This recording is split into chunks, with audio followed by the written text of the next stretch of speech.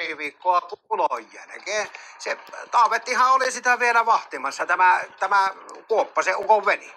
Tunnehan minä Kuoppaseukon, sillä on hyvä hevonen. Joo, se onkin tosi hyvä hevonen ja ukolla on hyviä mettiä. Se on parasta mettää ja vielä tien varressa. Tasaiset maat eikä louhikoita, eikä se Kuoppanen lähde niitä ihan heti myymään.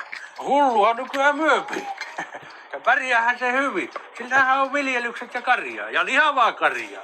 Eikä se ihan heti myökkää. On se semmonen kettu. Eikä puhettakaan, kun se ukko ei pikku kummassa käy liskuun. Sen enää heiluu vasta tulleen niin kuin oravakoiran nokka. Ja mitä se paperiroskala teki? No saattaahan se käydä sitä sätkä sanomalehdestäkin.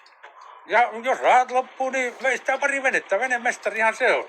Veneestä saa nykyään hyvä hinta. Eikä ne olekaan muuta mitään huonoja veneitä. Ne kyllä uipii ja nousee laineille, niin minullahan se on Kuoppasen ukon tekemä vene. Sanoppa muuten Konsta, että onko muuten hyvä vene vai onko huono? No minä en sitä ihmettelekin, että tarviiko sitä soutaakaan. Kun vähän vaan vetäsi airosta, niin johan meni kuin myrsky. Ja onhan sillä rahoja. Viime kesänäkin poltti terva tynnyri talokulla. Rahat on tallessa piirokin laatikossa ja pysyy. Kolmihenkinen pesu, paljonko se nyt nakertaa talvessa kuin omissa muonissa? Akka on saita niin kuin talvi orava ja poika ampuu pisaat linnut ja myöpi kirkolle. Eihän ne raskit tiliäkään keittää. Ja vieraalle ei vahingossakaan tarjota kahvia.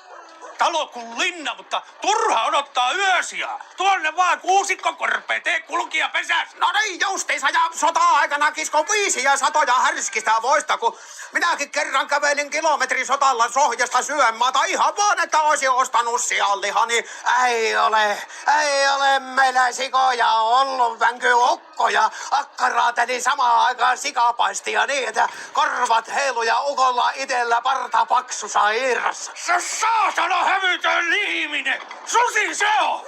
Polttais vaan salamasen lahopökkelet semmoista hateelikkoasta kukaan! Eikä se veneenä tee mitään. Levästää emäpuu ja mustikan varvustaa kaaret. Se lehmät on laihoja niinku juoksukoirat ja ruuna niinku luuranko. Eikö ne saa sitä syytteeseen eläinrääkkäyksestä? Mä sanon, että jos nyt tulis Kuoppasen ukko tähän tupaan, niin sais kyllä niin turpasa, että ei ole ikinä saanut. Ja isolla nyrkillä! Kato, mistä? Minä tuossa Se ei jo tähän tää vuoli. Minä tuossa ajatuksissani silippas. Jos juotais vaikka kahvit.